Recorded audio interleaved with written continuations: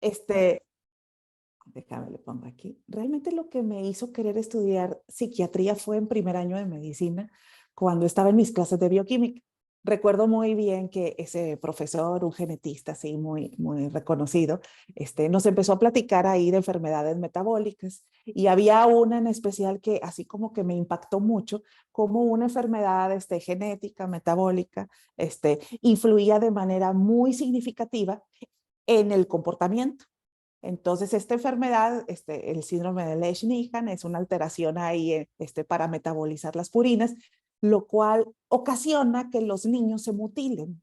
Entonces, se comen su lengua, se comen los labios, se comen las manos. Y entonces veía ahí unas imágenes y yo estando ahí chiquita dije, wow, ¿cómo puede ser que esto se dé por esto y por esto? Y desde ahí me dio demasiada curiosidad el entender por qué, o sea, el porqué de este tipo de problemas emocionales, conductuales, y desde ahí, pues ahí tenía como que el gusanito de querer ser psiquiatra, pero pues yo quería ser así como que una psiquiatra, pues más, con una orientación más neurobiológica, o sea, entender la estructura, entender el funcionamiento, y pues las escuelas de psiquiatría acá en Monterrey principalmente pues son de orientación psicoanalítica, la cual son maravillosas estas escuelas, pero en aquel entonces pues yo quería una orientación como que más biológica pues por esta curiosidad que tenía de entender así molecularmente.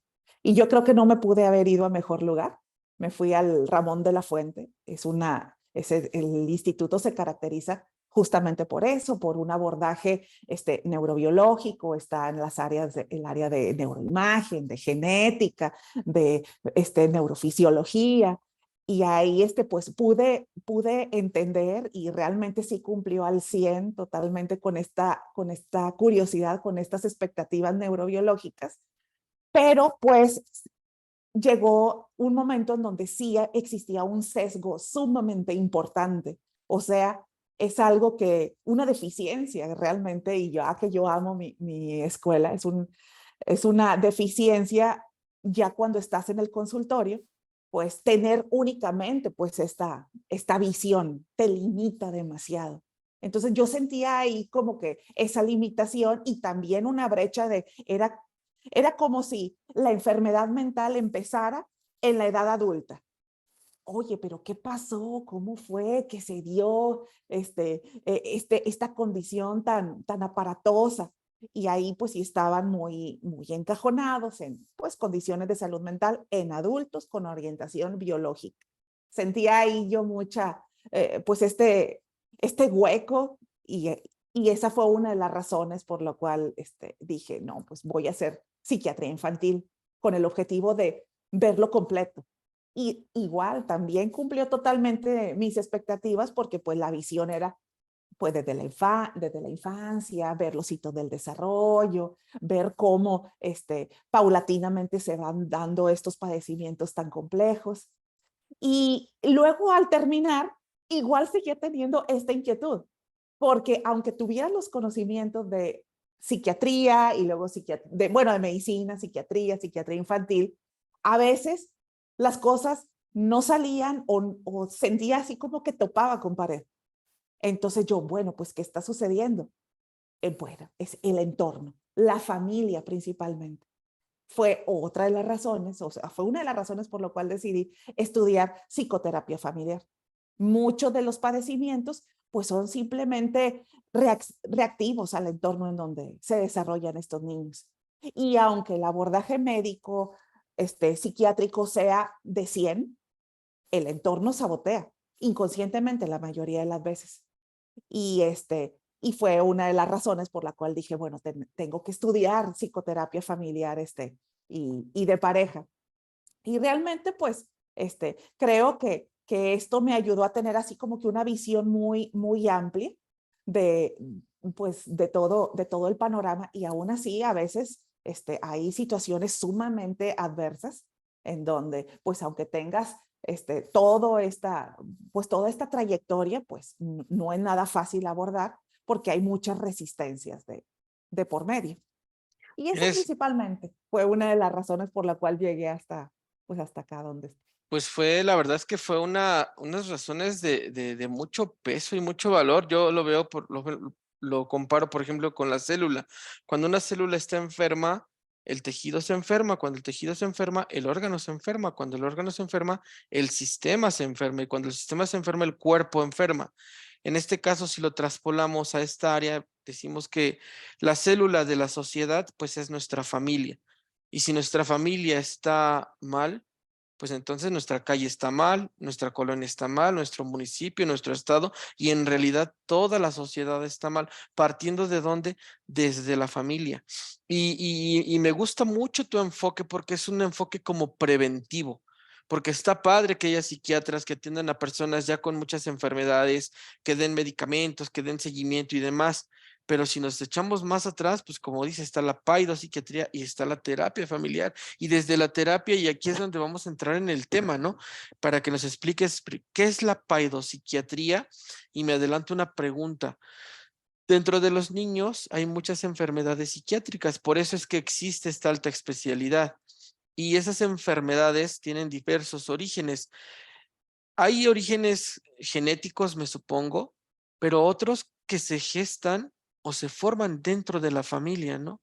A lo mejor el niño llega con su chip, pues virgen, sin información, y ese chip va entrando en diferentes computadoras, en la computadora de papá, de mamá, de los primeros hermanos, de los primeros amigos, y se empieza a cargar de información, pero si de repente entra como un virus, pues entonces la memoria del chip pues ya se contaminó y es donde ya aparece una enfermedad que no debió de haber estado, pero que fue formada por parte de nuestra sociedad.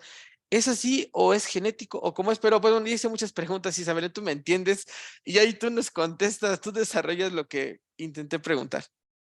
Pero la primera pregunta fue, ¿qué es la paidopsiquiatría? ¿Verdad? Ajá, Sí. Bueno, la paidopsiquiatría es una subespecialidad médica. Este, para poder estudiarla, primero se tiene que estudiar medicina, psiquiatría general y después psiquiatría, o sea, y después paidopsiquiatría. La ok. paidopsiquiatría se encarga del diagnóstico y tratamiento de las condiciones de salud mental de niños y adolescentes. Es una subespecialidad en donde pues es necesario estudiar 2 años para poder ejercerla, para poder tener pues la experiencia o la expertise suficiente pues para poder dar un abordaje. ¿Tenemos alguna edad? O sea, cuando el niño ya empieza a hablar, o desde bebés, o desde qué edad y hasta qué edad abarca la paidopsiquiatría. Fíjate, la paidopsiquiatría va obviamente muy de la mano pues con la pediatría. O sea, ¿desde cuándo podemos empezar nosotros como psiquiatras a ver, a intervenir? Pues desde muy bebecitos, o sea, tenemos que evaluar los hitos del desarrollo. Muchas condiciones de salud mental, por ejemplo, alguna discapacidad intelectual o autismo, pues desde antes de que hablen, ya se, ya se empiezan a ver ahí ciertos foquitos, principalmente retrasos en los hitos del desarrollo. Desgraciadamente, en muchas ocasiones todavía se tiene ahí esta idea de todos los niños son diferentes. Si su hijo se tarda en caminar, pues al rato camina. No. O sea, si su hijo se tarda en caminar, en hablar, en controlar esfínteres, desde ahí el psiquiatra puede hacer una intervención. Ok. Y eso claramente pues cambia mucho el pronóstico y el panorama. A edades muy tempranas es difícil pues hacer diagnósticos precisos. Simplemente eh, haces un abordaje, das psicoeducación, haces ciertas recomendaciones y a medida que el niño pues va creciendo, pues ya más o menos nos vamos orientando pues hacia dónde se va a ir ese diagnóstico. Muchas veces, pues en muchas ocasiones vienen conmigo por esta sospecha de trastorno del espectro autista. Desde chiquitos se pueden hacer las evaluaciones, pero claramente, mientras más chiquito, pues es más difícil dar así como que con el diagnóstico, o sea, tener la absoluta certeza. Simplemente, pues dices que está en un riesgo relativo y pues bueno, todavía no se puede dar totalmente el diagnóstico, pero tiene ciertos rasgos y vamos a hacer todas las intervenciones. Como quiera, yo siempre les explico a los papás. O sea, no necesitamos tener la etiqueta para hacer algo. Ya con los síntomas es suficiente. Y desde ahí la estimulación temprana, las cámaras sensoriales, todo esto ayuda. Y esas son recomendaciones o son intervenciones que puede hacer un psiquiatra. Entonces, ¿desde cuándo? Pues desde muy chiquititos. ¿Hasta cuándo? Hasta los 17 años. Ok. ¿Y cuáles serían los padecimientos más frecuentes en paidopsiquiatría? Fíjate que los más frecuentes son similares a los de los adultos. Los trastornos depresivos y ansiosos. O sea, los trastornos del afecto son igual de prevalentes que en la población adulta. Obviamente también depende de en dónde hagas los tamizajes. No es lo mismo, por ejemplo, en un hospital psiquiátrico a un hospital general, pues ahí la prevalencia se va a ver distinta, porque la población es distinta. Mm, ¿Son generalmente genéticos? ¿Se forman en la casa, en la familia? ¿O cómo es que son estos padecimientos? Son multifactoriales, sí tienen la mayoría un fuerte componente genético, unos más que otros. Ok. Hay enfermedades mentales que tienen una alta heredabilidad, la esquizofrenia, los trastornos, el TDAH, el trastorno del espectro autista. Hay otros que un poquito menos, pero, o sea, la mayoría, o si no es que todos, tienen un componente genético. O sea, papá, mamá ansiosos, papá o mamá depresivos, es muy probable que pues estos genes pues sean heredados y el niño en un tarde o temprano o en mayor o menor grado desarrolle algo similar. Respecto al sexo, ¿hay algunas patologías que dan más en mujeres que en hombres o viceversa? Sí, sí. Por ejemplo, el trastorno del espectro autista, Ujú. sí la prevalencia sí está mucho más recargada al sexo masculino comparado con las niñas. El TDAH eh, está más recargado según, o sea, si es de predominio hiperactivo e impulsivo, más en niños. Las niñas principalmente son inatentas. Ok. La depresión o los trastornos del estado de ánimo, un poquito más en niñas. Sí, sí hay una cierta diferencia en cuanto a sexos. En este caso, para nosotros como médicos familiares, como médicos de primer contacto, ¿tú qué nos recomiendas? ¿Cómo es que se debe interrogar o cómo se debe buscar la información para o indagar para poder determinar o hacer una búsqueda de una patología infantil? Ujú. Pues primero conocer bien, o sea, conocer los hitos del desarrollo y no tener este sesgo de, pues al rato camina, al rato se le pasa, al rato habla o todos tartamudean de vez en cuando. Tener un poquito de más curiosidad respecto a ciertos foquitos que se encienden. ¿Y qué foquitos se encienden? O sea, ¿cuáles son los principales indicadores que nos pueden llevar a una condición de salud mental? Por ejemplo, cambios en el comportamiento.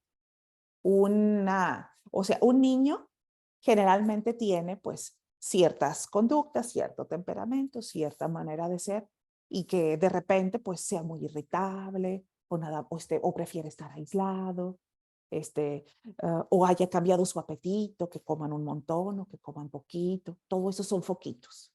Caray. O sea, porque ahorita está llorando tanto, porque está tan agresivo, o una regresión en su desarrollo. Es que doctora, controlaba la pipí y ahora ya no, se vuelve a hacer pipí en la noche. Caray, ahí hay otro foquito, tenemos que explorar un poquito. Ah, doctora, pues es que se le empezó a caer el cabello. Ah, caray, otro foquito. Trastorno de ansiedad. Este, o por ejemplo, no, doctora, pues ahora tiene conductas muy extrañas, como lavarse excesivamente las manos o tener movimientos extraños, otro foquito. Entonces, conocer estos foquitos rojos nos van a ayudar a que cuando los veamos, pues podamos tomar, o sea, son anzuelitos que nos ponen los pacientes, pero si no conocemos los anzuelos, pues ¿cómo los vemos? Pues, ya vemos ahí 2, 3 anzuelos, agarramos uno. A ver, señora, ¿desde cuándo el niño se está haciendo pipí? ¿Y qué tan frecuente? ¿Y usted a qué se lo atribuye? Y luego ya se vale, les preguntas, claro, los niños te pueden explicar muchas cosas y a veces más de lo que, muchas veces uno lo subestima. Y ellos te dicen, no, pues es que pasó tal y tal y tal cosa. Y ya con eso ya hiciste una intervención, ya puedes derivar o ya puedes abordar. Entonces, de entrada sería no normalizar cuando un paciente está haciendo algo diferente a lo que comúnmente hacía. Y digo no normalizar porque la verdad es que a veces creo que tendemos o tienden los papás a normalizar la conducta de los hijos, ¿no? Que de repente no sale de su cuarto, pues es que está en la pubertad, ¿no? Ya está creciendo y ya se está aislando de la familia. Entonces, yo creo que, como bien dices, ¿no? Conocer al paciente, hacer una indagación, hablábamos fuera de cama después de la cuestión del chivo expiatorio, ¿no? Que a lo mejor llega este paciente al cual todo el mundo le echa la culpa, él es el que es el reverde, ya dejó la escuela y entonces ese paciente nos va a abrir un panorama de un montón de cosas. En la adolescencia, por ejemplo, que hay un cambio hormonal y un cambio en la estructura cerebral, allí es bien complicado, ¿no? Porque, por ejemplo, si de repente están las amigas y dicen, es que ando depre, y si la mamá escucha eso y ya quiere, pues que un abordaje, que la mandemos a psiquiatría, o sea, creo que también son como los dos extremos, ¿no? Ni normalizar, ni tampoco exagerar ciertos síntomas, porque eso nos puede conducir a un niño a ponerles como ciertas etiquetas. Por ejemplo, ese Ujú. niño que llega y que está agarrando todo en el consultorio y que ya se sube la báscula y que ya está agarrando el instrumental del doctor y entonces el doctor dice, no, este niño es TDAH, ¿no? O hasta la misma mamá dice, no, es que mi hijo así es en todos lados y ya hasta la maestra dijo que tenía TDAH.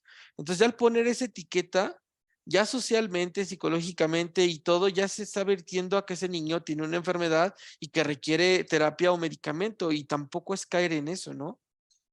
Tampoco es caer en eso, pero si un niño te llega con esas características en donde ya está disfuncionando en múltiples ámbitos, la maestra ya se quejó, la señora dice que siempre es así y tú lo estás viendo que en el consultorio pues está agarrando todas tus cosas, pues ya son 3 áreas afectadas. Ok, ok. Entonces, para decir que alguien tiene una disfunción, pues no, o sea, tiene que estar afectado más de una área, no debe de Ya. ser solamente en la casa o solamente aquí. Y entonces ya con esas características ya es un indicador de que tenemos que hacer una indagación más profunda, porque lo más probable es que sí tenga un TDAH. Ok, o sea, pero un niño también dentro de su naturaleza tiende a ser curioso y a veces un tantito, pues no sé, tentón. O sea, Ajá. no sé, o sea, lo anormal sería que se quedara quieto así sin hablar y no sé, ¿eso es normal o aquí cómo podemos verlo? O sea, es cierto, la naturaleza de los niños es la curiosidad y esto, pero siempre empiezan a tantear las cosas. Realmente solamente los niños impulsivos son los que a la primera se te echan encima o están queriendo abrazarte o están agarrando tus cosas. Un niño que está viendo cómo está el entorno, a ver si puedo hacerlo, no puedo hacerlo, eso es lo normal. Lo que no es normal es que a la primera pues sean así de invasivos. Igual en la escuela, los niños también pues son traviesones y lo que tú quieras, pero uno les llama la atención, uno les dice que estas son las reglas y un niño neurotípico pues lo que quiere es agradarle a los adultos y quiere que estén contentos con él y te hacen caso. En cambio, un niño con una condición de salud mental, muchas veces parece que les entra por un oído y les sale por el otro. Y uno los regañan y se ponen tristes o se enojan, pero lo vuelven a hacer. Entonces ahí es donde ya salimos de la normalidad. O sea, un niño normal, a los niños normales no les gusta que los regañen. Sí, de hecho hay papás que hasta tienden a pensar que su problema es de oído, ¿no? Es que no escucha, doctor. Creo que tiene un problema de no oye. ¿Por qué? Pues le digo que no haga así, lo va y lo hace, ¿no? Sí. Parece que no escuchan cuando uno les habla, porque están fantaseando o están tarareando o están haciendo ruiditos o están ahí muévese y muévese y todo, ya, estate quieto, estaciónate. Por ejemplo, el ser huraño, ¿no? Decían que un niño es normal que sea huraño. Si se va con todos a una cierta edad, eso tampoco es normal, ¿no? No, tampoco es normal. Es más, hasta es un factor de riesgo. Todo tiene que ser un equilibrio, o sea, todo lo que sale de la campana hay que ponerle un foco, tanto si es muy huraño como si es demasiado extrovertido y confianzudo y toquetón, todo eso, tenemos ahí que poner cierto enfoque, o sea, tenemos que poner la lupa. Y, Todo fuera de la campana. y creo dentro de los padecimientos nos decías más comunes está la ansiedad y la depresión. Háblanos un poquito de la depresión. ¿Cómo es un niño con depresión? ¿Cómo se diagnostica? Digo, nos basamos en el DSM, ¿no? Que es como el manual, el cual nos da como una pauta. Pero en este caso, tú como subespecialista en psiquiatría, como experta, ¿qué nos puedes comentar acerca de la depresión? Creo que hay diferencias en el niño, en el adolescente y en el adulto, ¿no? Ujú. Sí, la depresión no solamente es estar llorando. Sí, o estar triste. Estar triste, ¿no? La depresión es un montón de síntomas y uno tiene que conocerlos porque si no, igual se revictimiza y se dice, ay, es que solamente es una falta, poca actitud o mala actitud. No, no Mm, son muchos síntomas y en los niños principalmente se da la irritabilidad. ok, Un niño deprimido es un niño muy irritable. O sea, se les ve su cara de enojo y luego también la labilidad emocional. Hay cambios en o sea, obviamente en el cambio de comportamiento, pues además de los problemas de conducta, pues hay también cambio en los hábitos, tanto alimenticios como de sueño.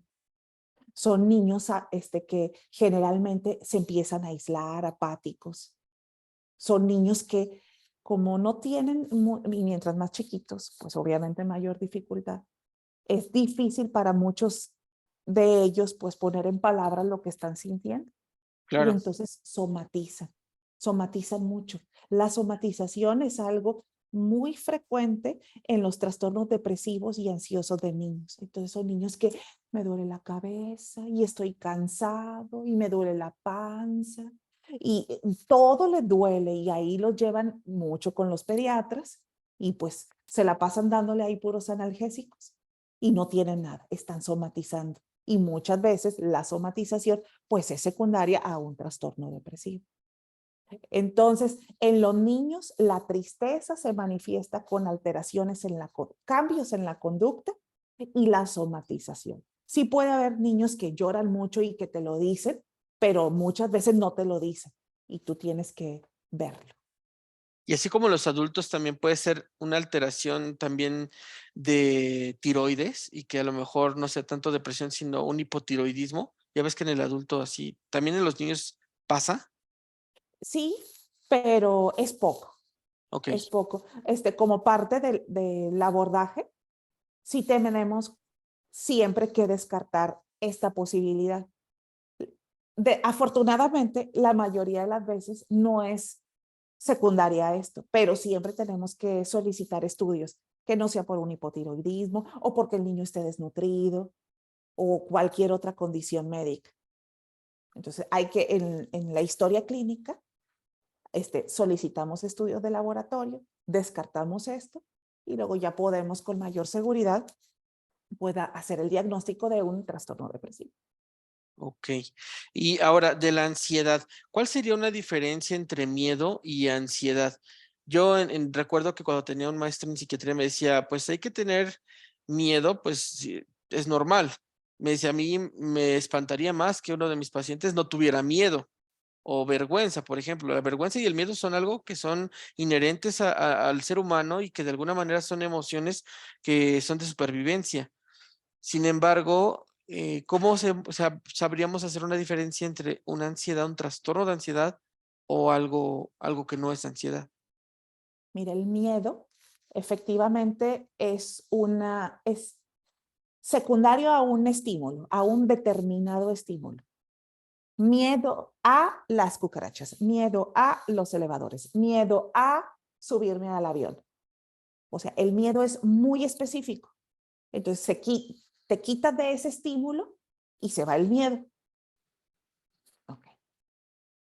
La angustia es algo más envolvente, como que viene de todos lados y de ningún lado. O sea, no sabes de dónde viene el malestar, pero ahí está. El estrés es una reacción, una respuesta también fisiológica secundaria a una sobredemanda. Entonces, estoy trabajando, tengo ahí esa descarga adrenérgica, termino mi trabajo y se quita. En el miedo es algo muy específico, te quitas el estímulo y se quita la reacción. Y en la angustia o en la ansiedad es así. Y todo el tiempo ahí está, molestando, molestando. Entonces, sí es cierto, es necesario tener cierto miedo, porque si no lo tuviéramos, pues a lo mejor no estuviéramos vivos. Pero igual, o sea, es hasta cierto límite. Ahí, o sea, la angustia puede protegernos, pero también puede paralizarnos. Y por este mismo congelamiento nos puede suceder algo. Si la angustia es desproporcionada, también ahí ya es algo patológico. O sea, es normal que tengas miedo, híjole, me voy a conectar ahorita.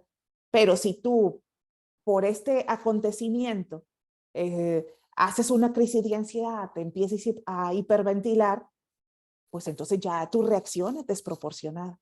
Ahí estamos hablando de algo que se tiene que atender. Si tus síntomas o además de ser desproporcionados te hacen evitar situaciones, entonces ahí también estamos hablando de algo patológico, porque ya estás disfuncionando. Para desmitificar un poquito estas enfermedades, no es que siempre tengan que llevar medicamento, ¿verdad? O sea, a veces con terapia o no sé, ahí qué nos puedes decir, porque luego a veces la gente tiende a, pues a etiquetar y decir, hasta ocultar, ¿no? Es que yo no quiero hacer esto porque no quiero llevar a mi hijo con el psiquiatra, no quiero que se esté medicando, está muy chiquito, lo esconden, lo ponen como un secreto de familia de que esto no tiene que enterarse nadie porque les da como vergüenza, como pena, no sé. Entonces, en este punto, para la gente que nos escucha, ¿qué nos puedes decir de este punto? Ay, sí, es un tabú, es un tabú. O sea, ¿por qué razón este tipo de condiciones dan esta inquietud y a lo mejor una diabetes no, o una obesidad no, o una epilepsia no? Es el tabú.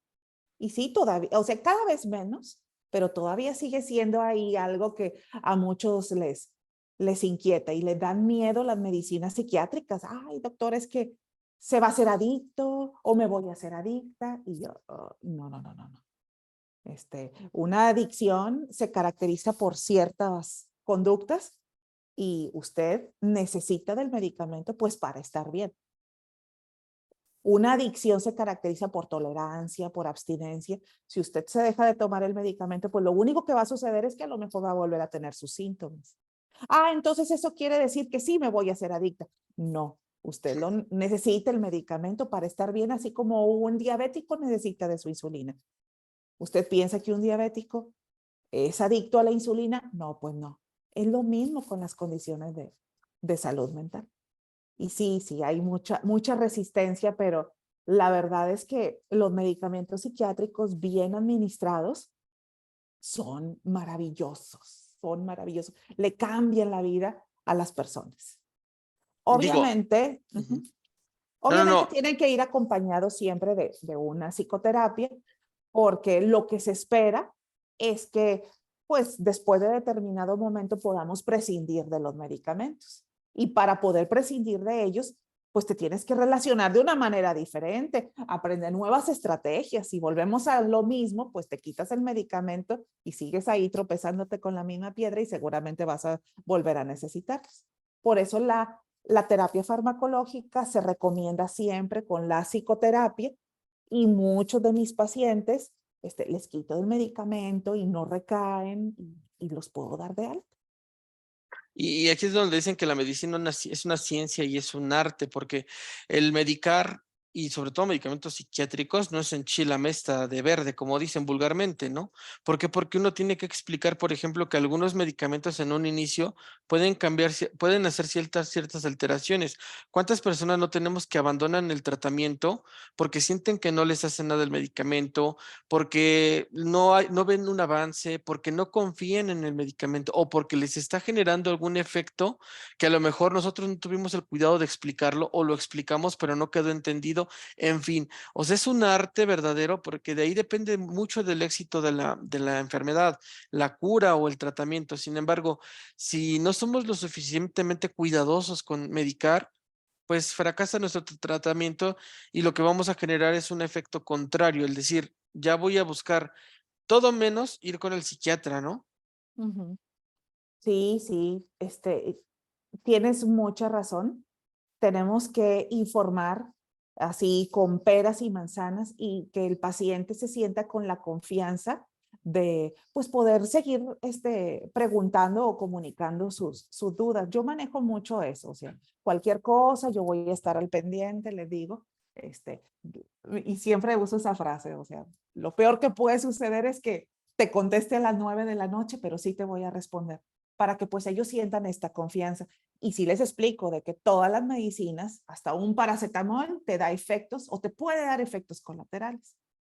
Y por eso es importante que yo se los diga y ya les digo los principales efectos colaterales que puede haber y ya muchas veces se presenta, pero pues como ya lo saben, Ujú. pues se aguantan o hacen lo que yo les digo para que se aminoren estos efectos colaterales. También les explico que las medicinas, o sea, no son mágicas. Para que haga efecto un medicamento te lo tienes que tomar y te lo tienes que tomar todos los días, porque un día sí, 2 días no, pues no va a funcionar. Tiene que haber un compromiso, porque luego, no, pues es que no me hizo nada y si te lo tomaste bien, ay, pues es que a veces sí y a veces no.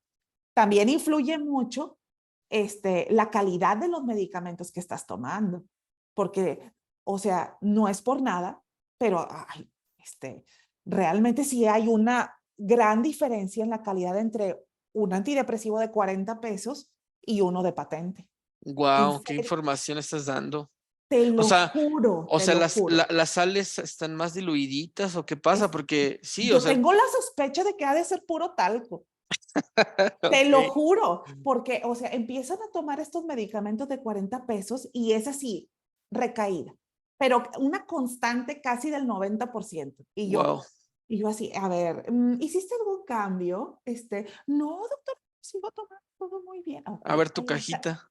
Ajá, y luego veo ahí, farmacia del Patito Feliz, o no sé. ¿Y cuánto te costó? Y no, pues estaba en oferta, 2 por 40. Y yo, no, mi hija, híjole.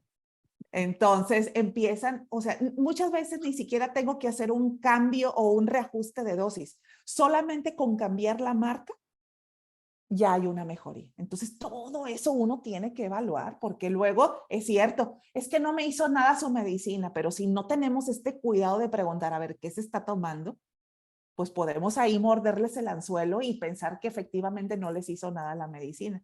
Si no No, les hizo nada fue porque no estaban tomando y, medicamentos de calidad.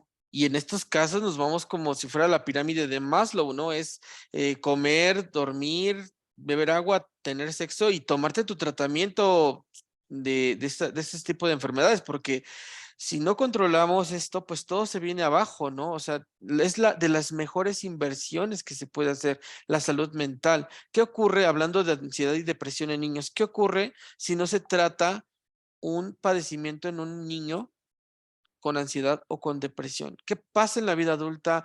¿Qué pasa en su vida? ¿Qué pasa en su familia? ¿Qué pasa en su entorno, Isa? Ujú. Obviamente, depende mucho del caso. Depende mucho de la red o de lo que haya alrededor de ese niño, pero imaginemos así como que el peor de los escenarios, un niño que tiene estas condiciones desde chiquitito, pues se va a ver alterado su desarrollo socioemocional, porque la tristeza y la ansiedad no le van a permitir hacer las cosas que generalmente un niño a esa edad hace. Y ya desde ahí ya empieza a haber un desfase. Entonces, ya se hacen adultos, recapitulan y no, doctora, pues es que yo nunca hice tal, tal o tal cosa, o la ansiedad nunca me permitió trabajar, la tristeza hizo que me saliera de la escuela. Entonces, ¿qué puede suceder si esto no se trata?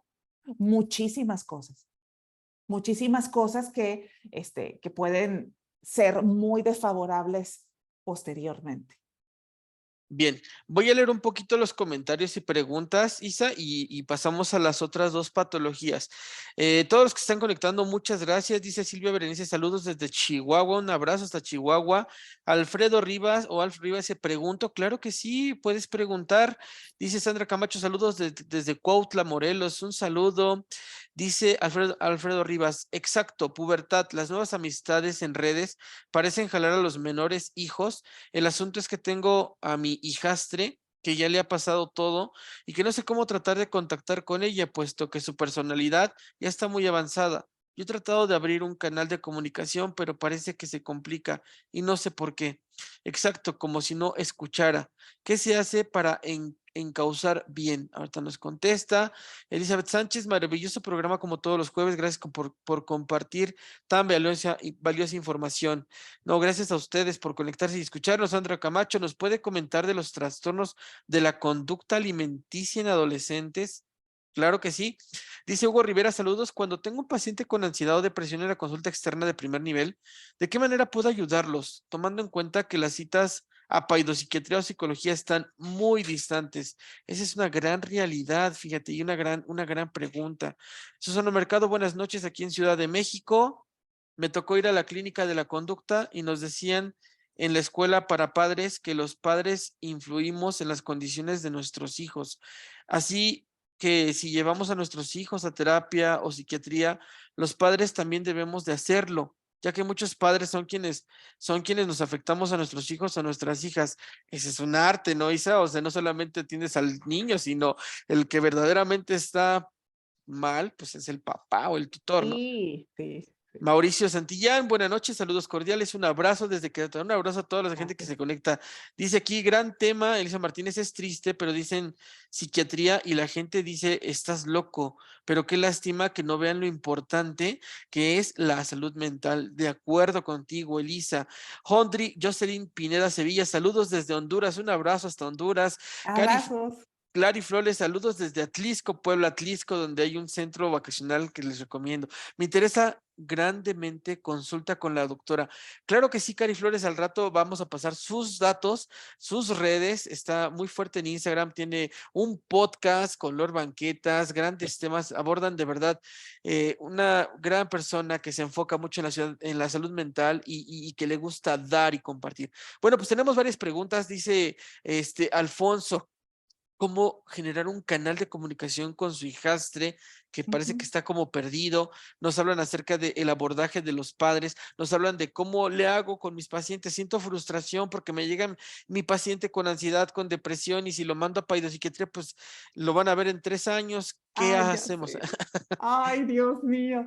Pues bueno, ¿cuál de todas? ¿Cuál de todas? Mira, La que, la- la del papá, que quiere hacer match ahí con su hijastre. Yo lo que te recomiendo es terapia familiar. Terapia familiar en donde exista pues ahí un moderador, para que se pueda construir ese canal. Estoy segura, generalmente esta resistencia a no quiero socializar contigo, muchas veces viene pues por alianzas, por conflictos por lealtad. wow. Estoy enojada o estoy molesto o estoy molesta porque mi mamá decidió estar contigo y ahora yo, y ahí hay un conflicto, pero no te puedo reclamar porque es muy probable que tú seas una buena persona, pero eso no me quita mi enojo y entonces por eso me estoy resistiendo a tener un contacto contigo. Entonces, ¿qué te recomiendo? Terapia familiar. En serio, va a ser la mejor inversión que vas a hacer y es muy probable de que ahí en las sesiones pues empiece a generar este vínculo. Hay veces en donde uno trata de forzar la comunicación y fuera de forzar se genera aún más resentimiento. Entonces, unas cuantas intervenciones pueden hacer la diferencia.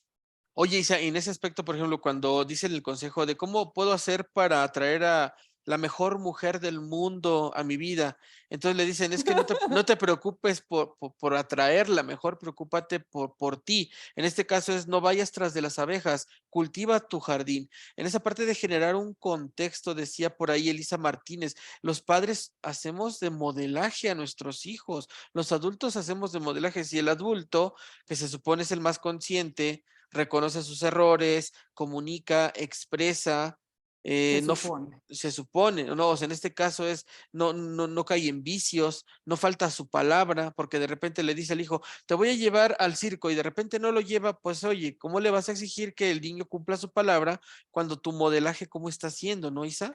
Eso es en cuanto a algo positivo, pero también en cuanto a algo negativo. Te voy a castigar, te voy a quitar la tablet si te portas mal. El niño se porta mal y, ay, como quiera, al rato me la da. Y ahí está tu tablet. También, o sea, el no ser constantes tanto en lo positivo como en negativo es igual de desfavorecedor. Por eso yo Ok. también les comunico mucho a los papás que vienen aquí, o sea, cuiden mucho lo que dicen, porque lo que digan tienen que cumplirlo, si no su palabra va a perder valor y ya la perdieron con estos niños. Claro. No, y los niños ven todo, ¿no? Como tú dices, no lo subestimemos de, está chiquito, ni sabe, ni entiende, ni observa.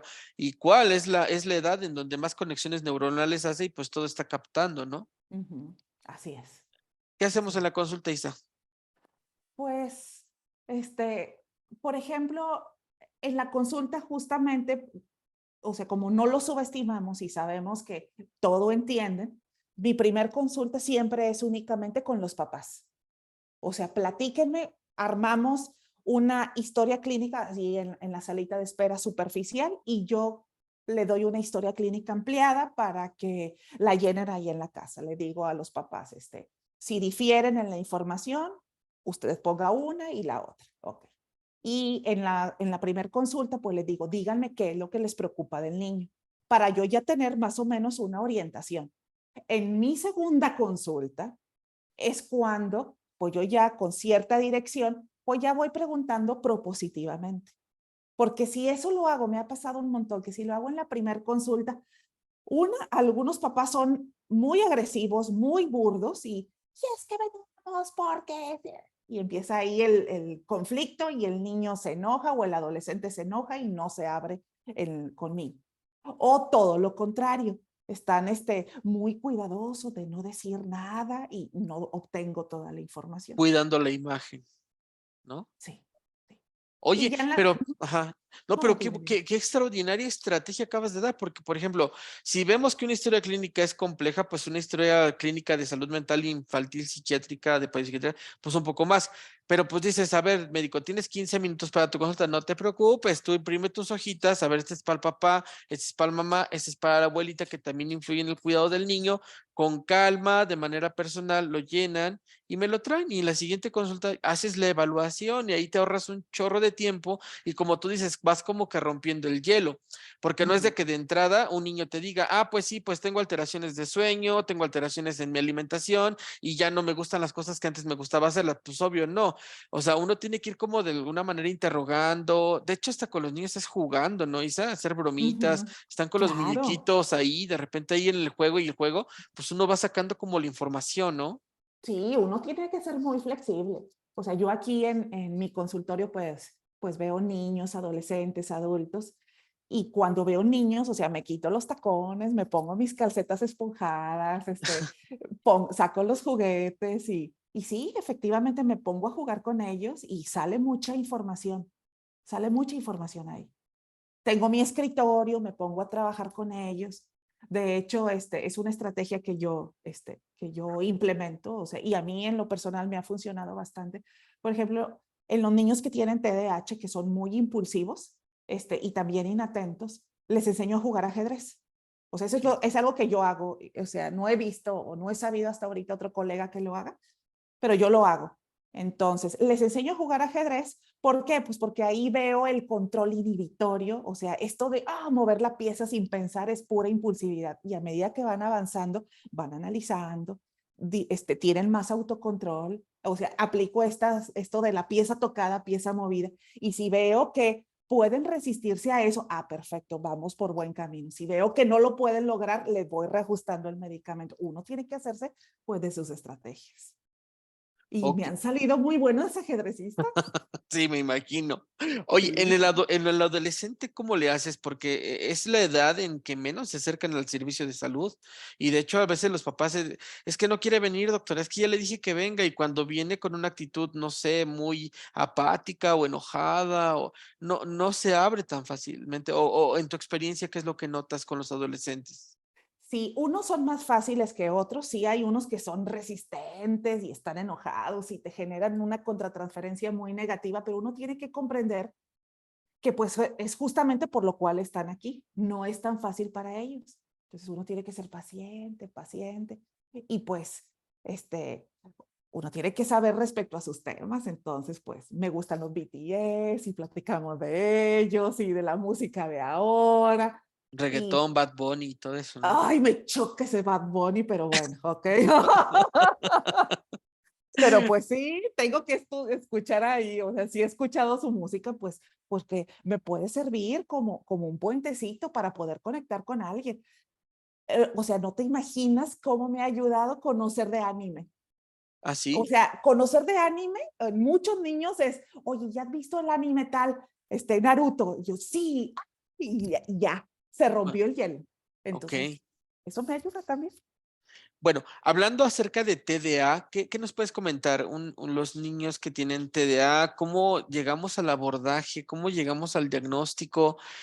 ¿Cómo hacer la sospecha? ¿Cuándo referir al pedopsiquiatra? Y cuándo decir, pues creo que su hijo, yo creo que a lo mejor es un problema de límites que no se están pues poniendo de una manera adecuada? O aquí, ¿qué nos puedes comentar del TDA?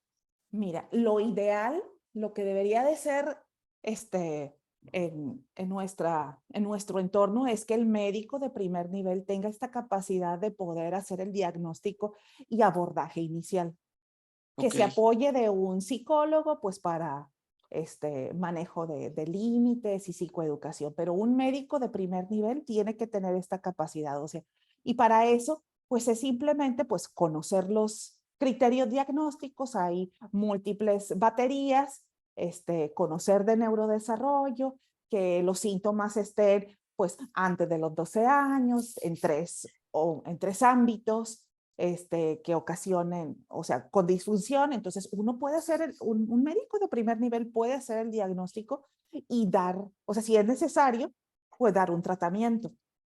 ok. Y ya si las cosas no mejoran después de que el médico de primer nivel pues haya hecho el diagnóstico y el abordaje farmacológico, pues es cuando se debe de derivar con un especialista, en este caso con un psiquiatra, porque si no, pues de aquí a que el psiquiatra lo vea, pues van a pasar 6 meses. Y los médicos generales pueden iniciar el tratamiento, sea con atomoxetina, metilfenidato, dar suplementos, tener cierto conocimiento respecto a reglas, límites, consecuencias. Eso es un abordaje y eso puede ser muy significativo para la mayoría de los pacientitos y sin necesidad de llegar con el psiquiatra infantil. Respecto al TDA, ¿hay una condición social familiar que pueda exacerbar o detonar el TDA? ¿O cómo es que se gesta esta enfermedad en un paciente? Mira, el TDAH es altamente genético.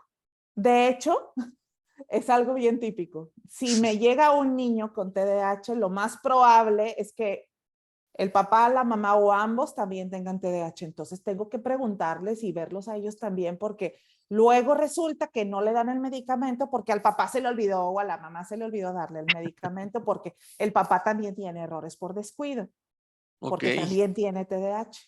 Y también esto a veces me dificulta un montón porque, pues como yo siempre he sido distraída y él siempre ha sido distraído, pues es normal, ¿no, doctora? Al rato se le quita, pues yo así era.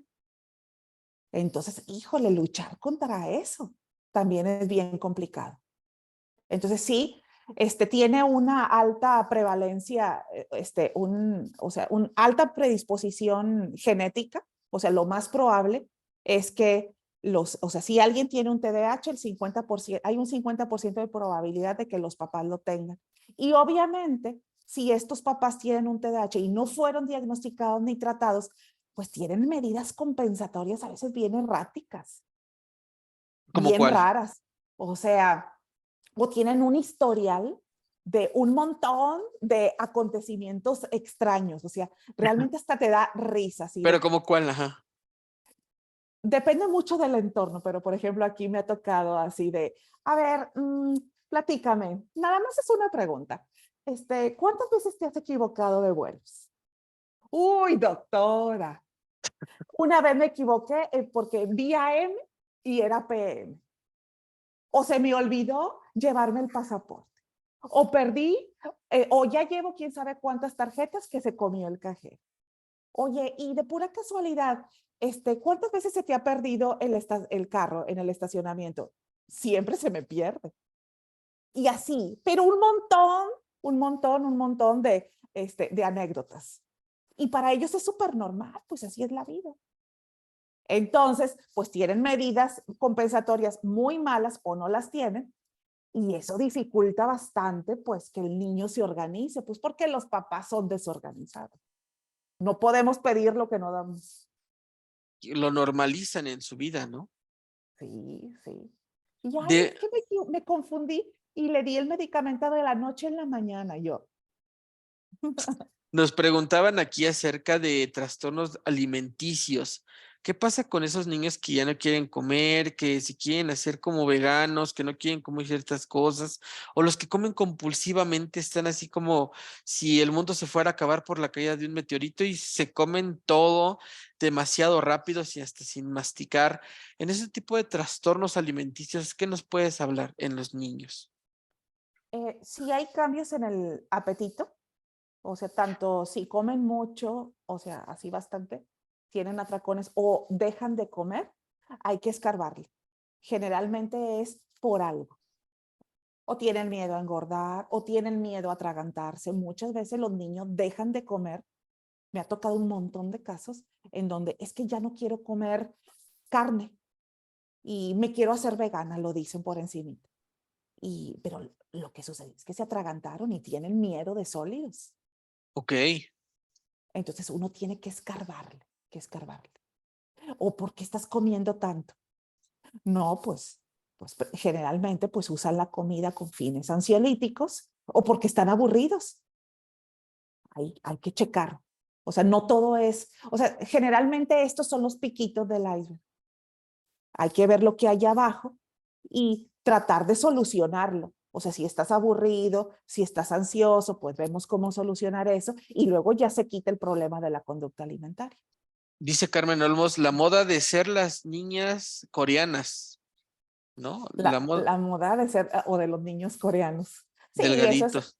ajá, delgaditos o andróginos, así como que sus facciones muy neutras. Sí, es algo que ahorita está muy, muy prevalente, pero este, pues es simplemente una moda en ciertos entornos. Por ejemplo, los atracones de comida se pueden relacionar como con ansiedad. Sí, sí, la comida, o sea, para muchos es ansiolítica, o sea, ansiolítica, quita la ansiedad. Ya ves, tenemos un bebé y está llorando y muchas veces pues le das pecho, le das su chupón, la oralidad calma. Bueno, muchas personas se regulan emocionalmente pues por medio de siempre estar teniendo algo en la boca. Pues Ok, tenemos que quitar o la sea, eso ansiedad. lo aprendieron desde bebés, entonces los papás fomentaron el estar dando el chupete o la mamila o la teta en cuanto está llorando y ellos se acostumbran a eso, a Ujú. cada rato comer, comer, comer. Claro, o se asocia la comida con buenos momentos. Entonces, si me siento tan terrible, tan vacía, Pues entonces, ¿cómo? Porque cuando estaba chiquita me daban mi cajita feliz. Y entonces Ok. a lo mejor eso aminora un poquito pues esta sensación crónica de vacío. Y trato de llenar ese vacío por medio de la comida, pero pues nunca se llena. Es otra causa. Oye, y eso desde chiquitos lo ves, ¿no? Desde niños, desde que son bebés. Sí, desde niños se puede ver esta predisposición, pero no importa, o sea, se puede presentar en niños de edad escolar o en adolescentes. Háblanos de cómo más o menos abordas a los papás, cómo le haces para manejar a los papás, porque ese es un arte también, ¿no? O sea, a veces los papás o están muy periféricos, muy ausentes, o están muy encima, así de, es que está como sobrecuidando, protegiendo a su hijo, ¿no?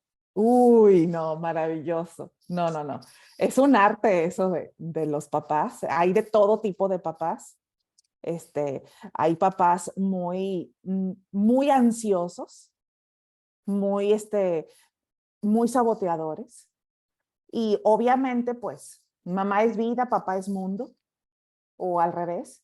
Y si nosotros le enseñamos a los niños a tener miedo, pues porque nosotros tenemos miedo, pues eso tenemos que abordarlo con el papá o con la mamá. O sea, necesitamos que usted le dé seguridad a su hijo.